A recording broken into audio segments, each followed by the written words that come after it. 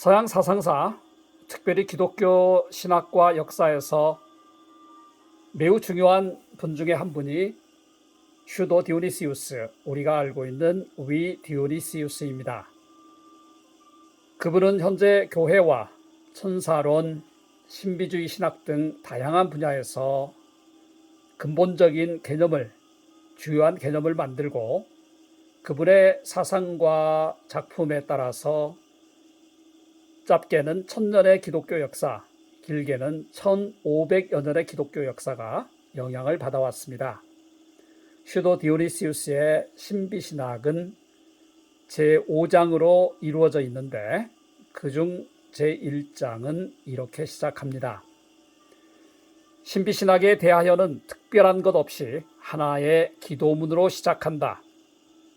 어떤 존재보다 더 높고 어떤 신성보다 더 높고 어떤 선함보다 더 높은 삼위일체시여, 천상의 지혜로 그리스도인을 안내하시는 자시여, 무지와 빛을 넘어서 신비로운 말씀이 담고 있는 가장 멀리 있고 가장 높은 봉우리까지 우리를 인도하소서. 거기에는 하나님의 말씀에 속한 신비로운 것들이 은폐된 침묵이라는 찬란한 어두움 가운데 단순하고 절대적이고 변화가 불가능한 상태로 놓여 있도다. 그 신비로운 것들은 가장 깊은 그림자 사이에 있으면서 넘쳐 흐르는 빛을 가장 명백한 존재들에게 쏟아붓는다. 전적으로 느껴지지 않고 보이지도 않는 존재들 사이에서 그들은 모든 아름다움을 넘어서는 보물들로 우리들의 볼 수 없는 마음을 완벽하게 채운다. 나는 이것을 위해 기도한다. 나의 친구 디모데여, 내가 신비로운 것들을 보려고 추구하기 때문에 내게 주는 조언은 지각되고 이해되는 모든 것을, 지각할 수 있고 이해할 수 있는 모든 것을, 존재하지 않는 것과 존재하는 모든 것을 내 뒤에 제쳐두라는 것이다. 그리고 너의 이해를 옆으로 제쳐두고 모든 존재와 지식을 초월하여 존재하시는 분과 연합할 수 있도록 가능한 한 위를 향해 나아가도록 애쓰라는 것이다. 내 자신과 모든 것을 완전하고 절대적으로 포기함으로 모든 것을 버리고 모든 것으로부터 자유롭게 되었다. 존재하는 모든 것을 초월하여 존재하는 신적인 그림자의 광선에 이르기까지 너는 높이 올려질 것이다. 그러나 이 중에 그 어떤 것도 충분한 지식이 없는 자의 귀에 들려지지 않게 하라. 말하자면 세상에 속한 것들에 사로잡힌 자들의 귀에, 즉 개별적인 존재의 경우들을 넘어서는 것은 그 어떤 것도 존재하지 않는다고 생각하는 자들과 자신들의 지성적인 자원들을 사용하여 스스로 그림자를 자신의 은신처로 만드시는 분에 대한 직접적인 지식을 얻을 수 있다고 간주하는 자들의 귀에 들려지지 않게 하라. 신적인 존재에 들어가는 것이 그러한 사람들을 초월한다면 훨씬 더 지식이 부족한 다른 자들에 관해서는 무슨 말을 해야 할까?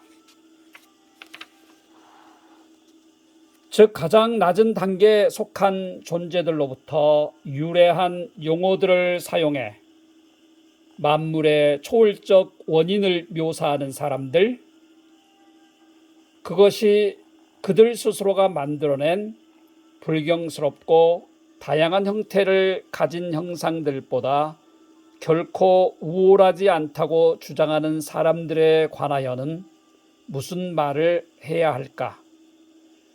존재하는 모든 것의 원인에 관해 실제로 말해져야 하는 것은 이것이다.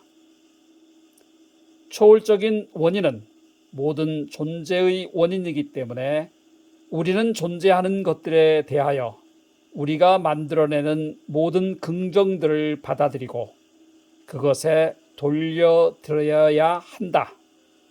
더 적절하게 말하자면 우리는 이러한 모든 긍정들을 부정해야 하는데 그것이 모든 존재를 능가하기 때문이다.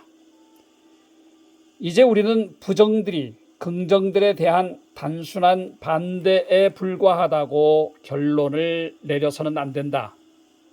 오히려 모든 것의 원인은 결핍을 넘어서 모든 거부를 넘어서 모든 긍정을 넘어서 상당한 정도로 이것에 앞서 존재한다는 결론을 내려야 하는 것이다.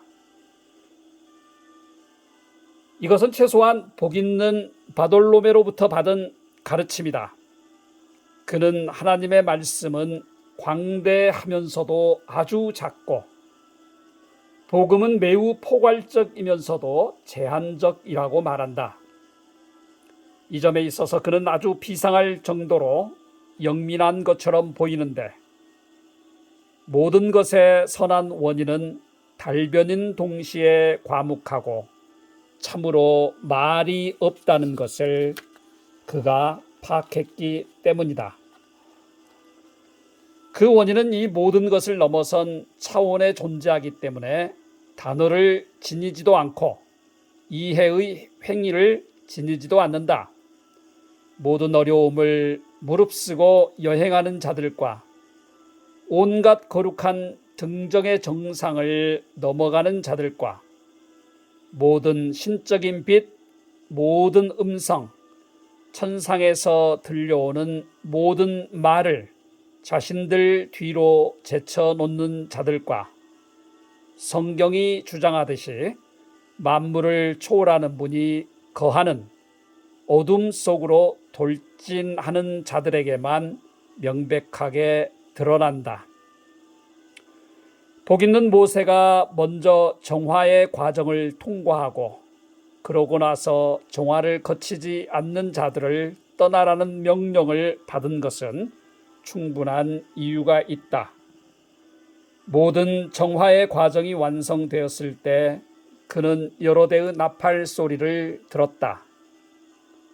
그는 순수하고 충만하게 흘러나오는 광선으로 이루어진 여러 빛을 보았다. 그러고 나서 무리로부터 떨어져 선택된 제사장들을 동반한 모세는 거룩한 등정의 꼭대기를 향해 앞으로 나아갔다. 그럼에도 불구하고 그는 하나님 자신을 만나지 못하고 눈에 보이지 않는 그분이 아니라 그분이 거하시는 곳에 대하여 명상했다. 내가 생각하기에 이것은 육체의 눈이나 마음으로 지각된 존재 중에 가장 거룩하고 가장 높은 자가 초월적인 존재 아래에 자리한 모든 것을 전제하는 합리적인 이유에 불과하다. 그러나 그것들을 통해서 마음이 최소한이라도 일어날 수 있는 그러한 거룩한 공간들이 자리한 높은 곳들을 걷는 동안 상상할 수 없는 그분의 존재가 보여진다. 그러나 그때 모세는 그것들, 즉 볼 수 있고 보여진 것들로부터 떨어져 멀어지고 참으로 신비로운 무지의 어둠 속으로 돌진해 간다. 여기서 만질 수 없고 볼 수도 없는 것으로 완전히 감싸인 마음이 인식할 수 있는 모든 것을 거부하면서 그는 모든 것을 초월한 자에게 완전히 속하게 된다.